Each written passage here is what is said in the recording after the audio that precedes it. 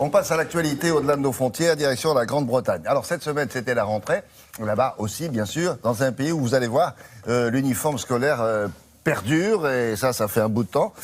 Comme va vous l'expliquer tout de suite Clément Le Goff qui est sur place. Bonjour Clément. Bonjour William. Eh bien oui, c'est une vieille tradition. Imaginez ici, ça fait plus de 5 siècles que les jeunes Anglais portent l'uniforme. Et au départ, eh bien, l'idée est née dans un dispensaire ici à Londres pour que des enfants pauvres puissent aller à l'école. Eh bien, des Londoniens s'étaient cotisés pour leur offrir des longs manteaux bleus, tous les mêmes. Alors bien sûr, depuis, toutes les écoles s'y sont mises ici. Et ce ne sont plus des manteaux bleus, mais un pantalon, une chemise, une cravate, une veste pour les garçons et puis une jupe en plus pour les filles. Et chaque école a ses propres codes, ses propres couleurs plus ou moins strictes. Et d'ailleurs, une affaire a fait grand bruit il y a quelques jours dans le Kent, c'est au sud-est de l'Angleterre. Des dizaines d'enfants ont été renvoyés d'une école. Pourquoi? Eh bien parce qu'ils n'avaient tout simplement pas la bonne tenue. L'un avait un mauvais modèle de chaussures, une autre avait des petites franges sur ses chaussettes. Et pour tous, eh bien la même punition, ils ont été renvoyés à la maison. Alors comment les Anglais choisissent-ils leur uniforme? Combien ça coûte? Eh bien, je vous propose de regarder ce reportage réalisé par Lilia Melconian et Anto Filippi. C'est une tradition vieille de 516 ans, l'uniforme scolaire britannique.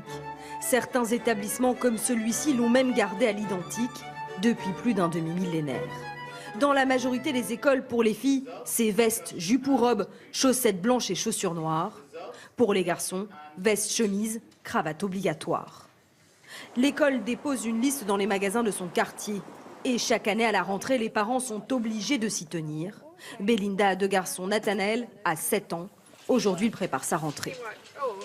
Oh, ça a l'air vraiment grand. Dans la plupart des écoles, l'uniforme va bien au-delà de la veste et de la chemise. Alors il y a l'ensemble de sport, la tenue de foot, celle de cricket, le short pour l'été, le pantalon pour l'hiver, t-shirt manches longues, t-shirt manches courtes. On fait en sorte de prendre plus grand pour qu'il y ait de la marge pour les années suivantes, parce que sinon c'est trop cher. À chaque rentrée, les parents britanniques dépensent en moyenne 400 € par enfant. Des tenues uniques pour chaque école. Il y en a 24 000 en Angleterre.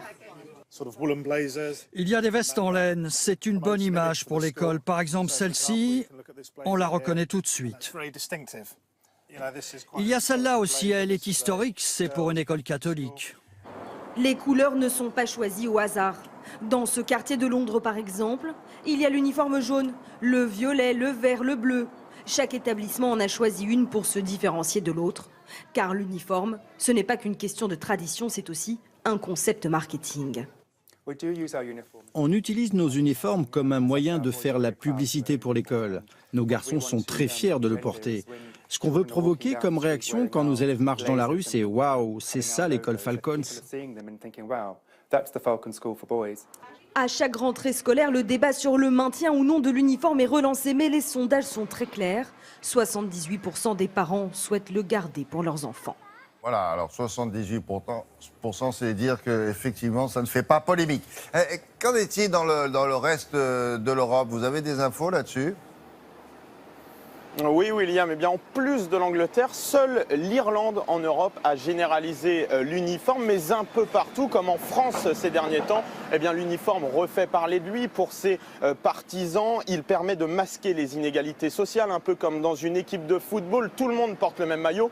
Pour ses détracteurs, au contraire, eh bien, c'est un cache-misère et l'enfant doit pouvoir s'affirmer en portant ses propres vêtements. Bref, le débat est loin d'être clos et pour tous les parents, eh bien, ce qui compte, c'est que les enfants aient de bons résultats à l'école. Oui, bien sûr. Et en Grande-Bretagne, c'est réglé en tout cas. Merci beaucoup, Clément.